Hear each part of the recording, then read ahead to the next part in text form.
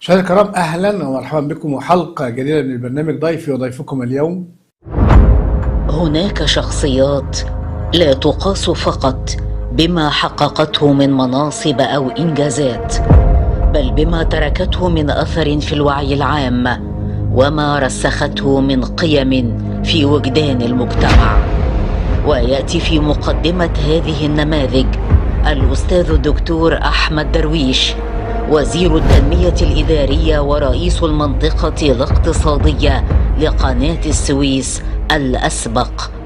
حصل درويش على بكالوريوس هندسة الاتصالات جامعة القاهرة عام 1981، ثم نال درجة الماجستير من الجامعة نفسها عام 1984، قبل أن يتوج مسيرته العلمية بالحصول على الدكتوراه من جامعة كاليفورنيا بالولايات المتحدة الأمريكية عام 1988. أهم ما يميز هذه الرحلة لم يكن فقط تفوقها الأكاديمي، بل ارتباطها المبكر بمنظومة قيم راسخة تعلمها في منزل لم تكن النزاهة مجرد شعار يرفع، بل سلوك يومي يمارس في أدق التفاصيل.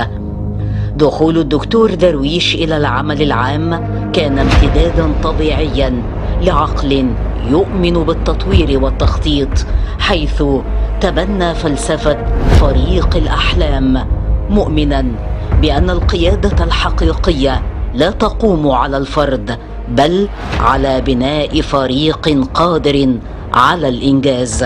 وخلال توليه الحقيبة الوزارية حقق قفزة نوعية في ترتيب مصر عالميا في مجال الخدمات الإلكترونية، حيث تقدمت من المركز 62 بعد 100 إلى المركز 23. وفي منطقة قناة السويس نجح في توقيع تعاقدات على نحو 27 مليون متر مربع، مقارنة بمليوني متر فقط في سنوات سابقة. الدكتور درويش يؤمن بقدرة العقل المصري على المنافسة، حيث تتوفر له بيئة الإدارة الرشيدة، كما ظل على المستوى الفكري صوتا متزنا يدعو إلى اقتصاد يقوم على الإنتاج والتصدير، وإلى إدارة حديثة تعتمد على المعلومات والشفافية مع تحقيق التوازن بين متطلبات الأمن القومي وحق المجتمع في المعرفة.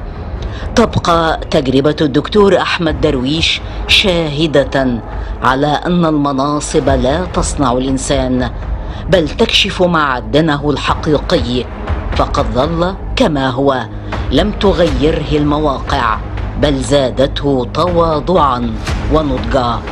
إنها سيرة تستحق التقدير، لا فقط بما أنجزته من نتائج ملموسة، بل لما حملته من قيم أصيلة تؤكد أن بناء الأوطان يبدأ من بناء الإنسان.